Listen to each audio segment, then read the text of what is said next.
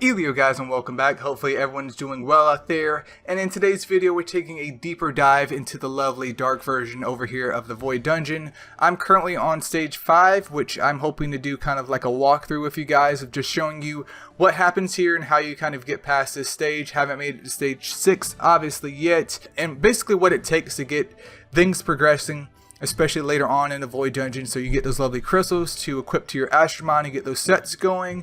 Of course, add those substats, and once you get these shards, start rolling for some sub properties upon them crystals to kind of maximize the damage out of your Astromons here. And especially in these earlier parts, it may be a bit difficult because I do believe at the time of this video, Smart Study did state that they're going to tweak stages 3 and 4. So 4 may be a sweet spot for a lot of people out there, and then later on we'll hit up 5 and 6. But yeah, also I may have included it into the introduction video, but if you guys haven't checked that out, feel free to do so. But each element of the lovely Void Dungeon contains different versions of the Void Crystals, which will go to different Astromons. So I see Recovery right there, Defender, and then Tank. For Light, there's Attacker, I believe Balance, and then Defender, etc. right here. So, you know, keep that in mind, but this is focused on getting your tanks up, your attackers, and of course balance. So your mileage may vary, but let's go ahead and get this party started. Right now, this is the crew that I'm rocking with.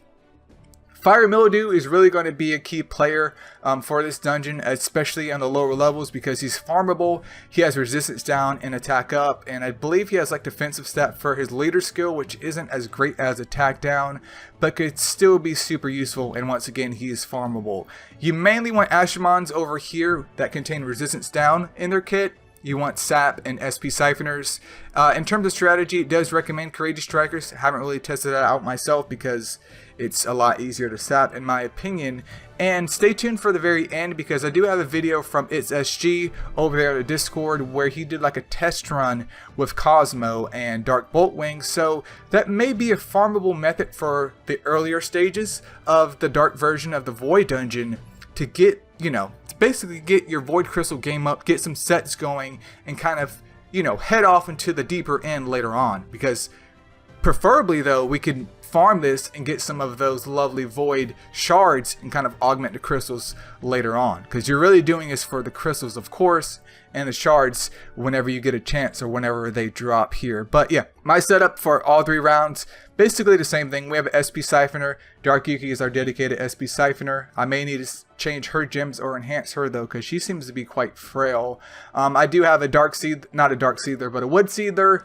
Artemis, Cupid I'm dropping just because for testing purposes. I mean, SP is great, but we do have this exclusive skill which I do recommend, Void's Blessing, to get SP off to your SP Siphoners especially. So I'm going to go ahead and drop him, and we're going to see if I have a different Sapper, and we'll get this party started. So I should definitely have somebody else, but it's not like I can search with just Sap alone. I think I have Dark Flora though. Alright, bam, Dark Flora has been interjected into the team. Let's go ahead and get this party started.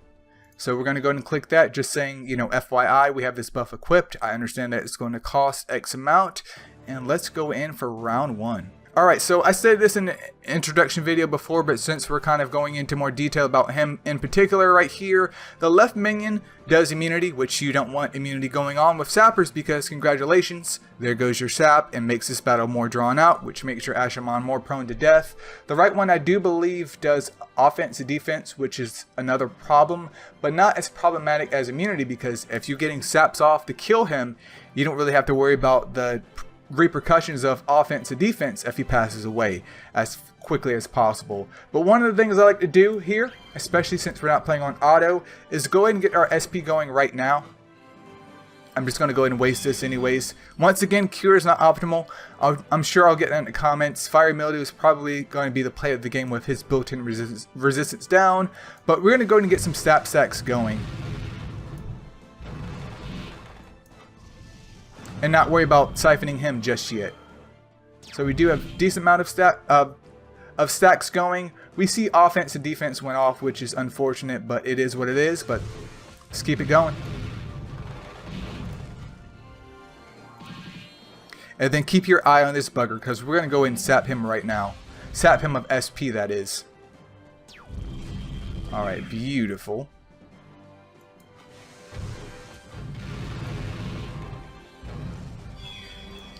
Make sure all of that has time to settle. Sap this one. And just like that, he has passed away, dude. So we're going to rinse and repeat. Go ahead and pop this first. Get everyone to pop off.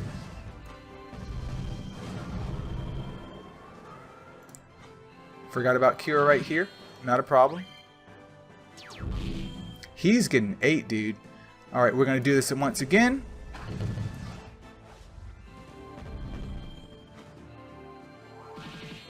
And then focus on sapping that minion to the left.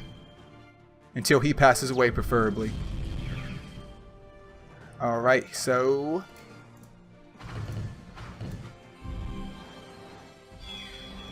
I just don't want to chance it with him.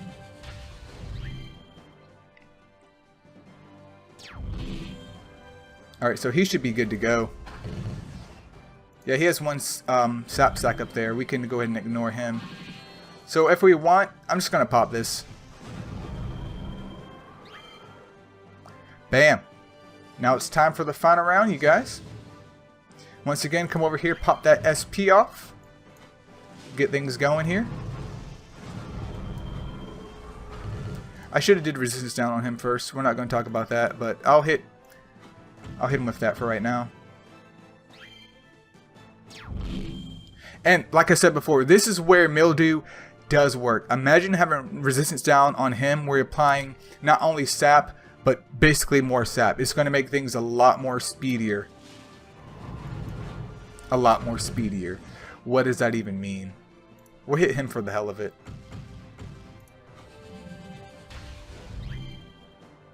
We just don't want immunity going off. Alright, next up, we'll get this going here. Look at those sap stacks, dude.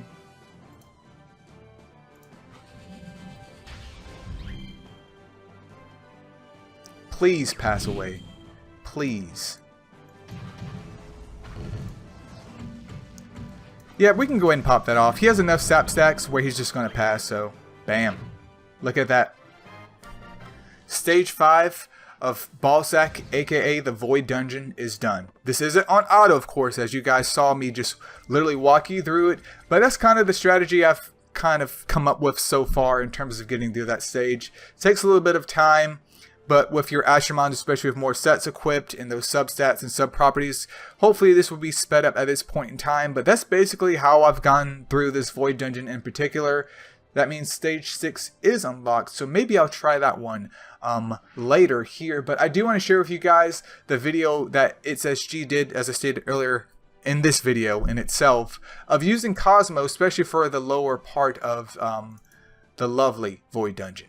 Alright, and right before we end this video here, you guys, I do want to showcase what ItsSG has been cooking up in the background here. I'm not sure how much progress he has made after this point in time, but he's doing the exact same thing, which may be viable on auto. With Cosmo and Dark Boltwing. Now, Dark Boltwing does give SP to the entire squad, and he does have, I believe, sap on his 5-star skill. But let me play the video and show you guys what ItsSG has been cooking up here. So, if we look right here, he's rocking a Water Mildew variant because he has that attack down lead, which I do believe I said that he doesn't.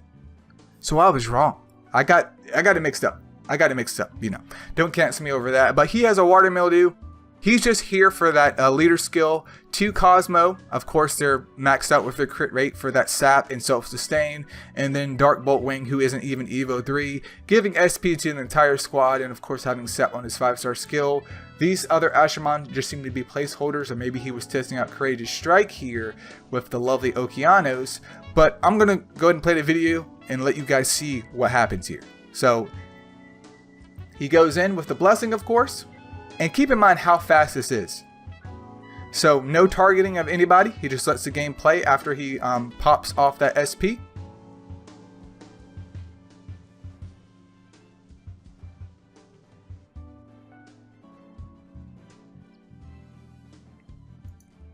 And you'll also see right here, I lied, it is kind of not auto at all, it is manual, but you'll see that Mildew died immediately. We wanted him for the later skill, we don't need him in there taking SP away from Cosmo or Dark Boltwing to get those saps off, which is very important move right here.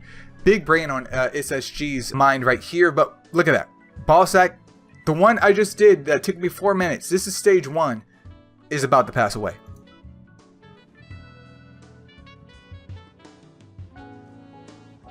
Maybe that was just good RNG, but good God, was that quick. Like, literally. Let's go ahead and play it back. So starting off here at, what is that? About 11 seconds into the video.